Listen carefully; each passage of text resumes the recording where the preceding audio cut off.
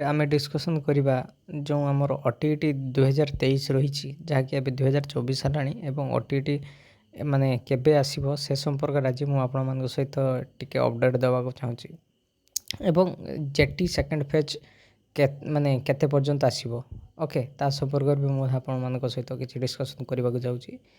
ତ ଯଦି ଆପଣମାନେ ପ୍ରଥମ ଥର ପାଇଁ ଚ୍ୟାନେଲକୁ ଆସିଛନ୍ତି ତ ପ୍ଲିଜ୍ ସବସ୍କ୍ରାଇବ୍ କରିବାକୁ ଜମାକୁ ଭୁଲିବେ ନାହିଁ। ଭିଡ଼ିଓକୁ ଲାଇକ୍ କରନ୍ତୁ ଏବଂ ସାଙ୍ଗମାନଙ୍କ ସହିତ ଭିଡ଼ିଓକୁ ବହୁତ ମାତ୍ରାରେ ସେୟାର କରନ୍ତୁ।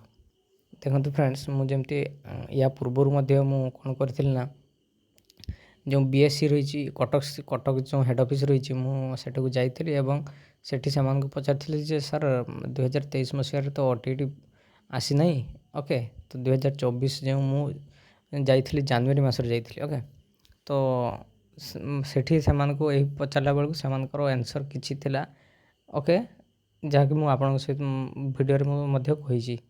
ତ ଏବେ ଯେଉଁ ଜନଶୁଣାଣି ପୋର୍ଟାଲରେ ମୁଁ ମାନେ ଅଭିଯୋଗ କରିଥିଲି କ'ଣ ରହିଛି ତାହାର ଆନ୍ସର୍ ଦେଖନ୍ତୁ କ'ଣ ରହିଛି। ଅଭିଯୋଗଟି ଫାର୍ଷ୍ଟ କ'ଣ ହେଇଥିଲା, ସାର୍ ଦୟାକରି କହିବେ କି OTET ଆଗାମୀ ଦିନରେ ବିଜ୍ଞାପନ ଆସିପାରେ, ଯାହାକି ରହିଛି ଆପଣମାନେ ପଢ଼ି ନେବେ ଭିଡ଼ିଓଟିକୁ ପଜ୍ କରି।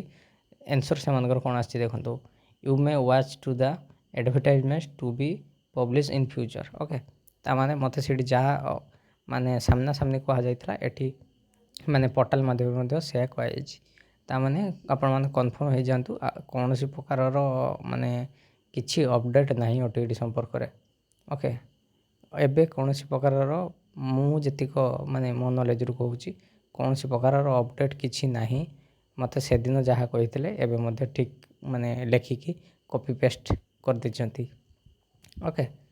ତ ଏଥିରୁ ଆପଣମାନେ ଜାଣିପାରିଥିବେ ଯେଟି ମାନେ ସେକେଣ୍ଡ ଫେଜ୍ କେବେ ଆସିବ ନ ଆସିବ ମୁଁ କିଛି ଆପଣମାନଙ୍କୁ କହିବି ନାହିଁ, କାହିଁକିନା ଆପଣମାନେ ମାନେ କଥାକୁ କ'ଣ କୁହନ୍ତି, ସବୁ କଥାକୁ ନେଗେଟିଭ୍ ଭାବରେ ନେବା ପାଇଁ ବାହାରିଲେଣି। ତେଣୁ ମୁଁ ଭିଡ଼ିଓର କମେଣ୍ଟକୁ ଆଜି ପାଖରୁ ମୁଁ ଅଫ୍ କରୁଛି, ଓକେ।